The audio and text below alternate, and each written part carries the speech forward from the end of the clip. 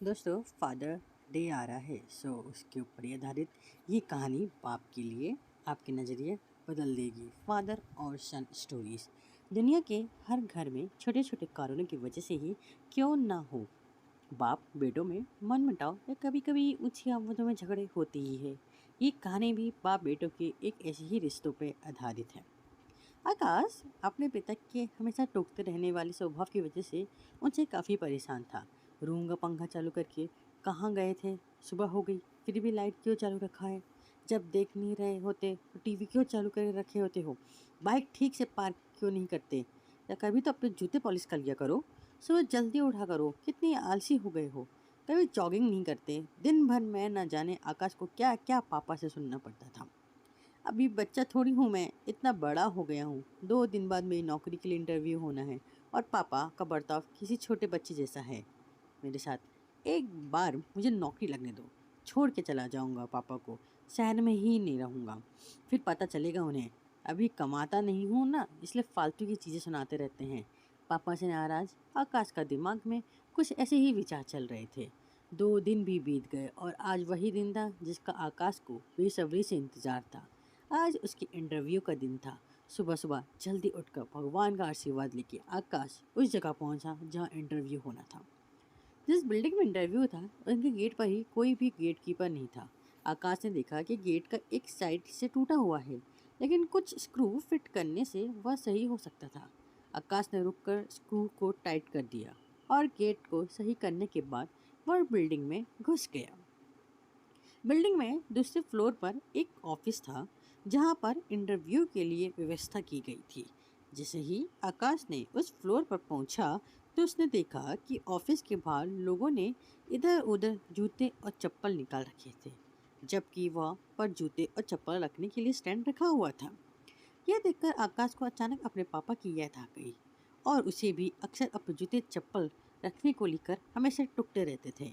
आकाश से रहा नहीं गया और उसने बेईमान से ही लेकिन उन सभी जूते और चप्पलों को स्टैंड पर अच्छे से रख दिया। अंदर प्रवेश करने से पहले आकाश का नज़र ऑफिस के बाहर जल रही कई सारी लाइटों पर गई, जिनकी बिल्कुल जरूरत नहीं थी। सूरज की रोशनी इतनी थी कि लाइट बंद हो रही थी, कुछ फर्क नहीं पड़ने वाला था।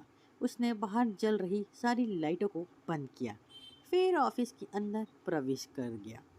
आकाश ने देखा कि ऑफिस में 20 से 25 कुर्सियां रखी हैं, लेकिन आगे की 10 कुर्सियों को छोड़कर बाकी की कुर्सियां खाली है और उन कुर्सियों के ऊपर लगे 2 पंखे बेवजह चालू हैं।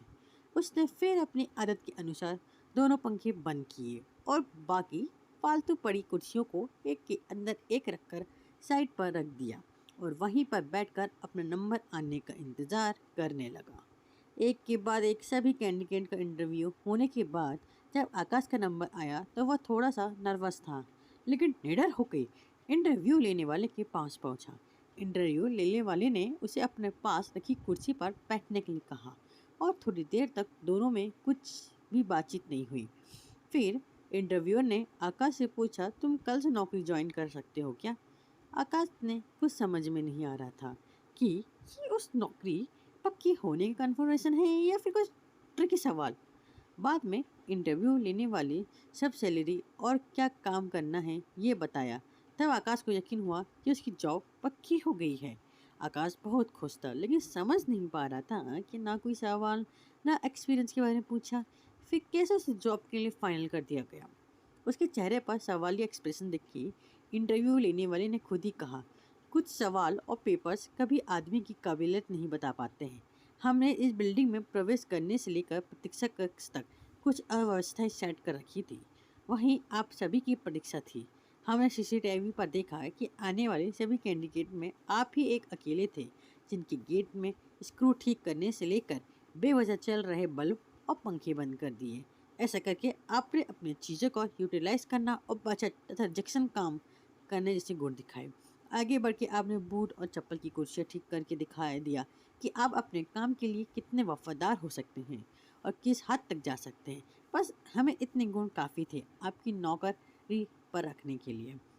पूरी बात समझ में आने पर आकाश को फिर से अपने पापा की याद आई और याद आई कि उनकी कही हर बात। लेकिन इस बार उसके मन में कड़वाहट नहीं थी, क्योंकि उसे आज समझ में आया कि पापा ने उसके लिए उसे मूर्तिकार का किरदार निभाया था, जो अपनी मूर्ति को सुंदर और कीमती बनाने के लिए उस पर कितनी बार छन्नी और हथौड़ा चलाता है। आकाश को जो नौकरी मिलने पे ही अपने बाप से दूर भागने का सोच रहा था, वह नौकरी कन्फर्मेशन लेटर और साथ में मिली 1 महीने का एडवांस सैलरी को घर पहुंचाते ही अपने पापा के कदमों पर रख देता है। उनसे माफ़ी मांगते हुए कहता है कि पापा, मुझे माफ़ कर दीजिए, मैं आपको समझ नहीं पाया।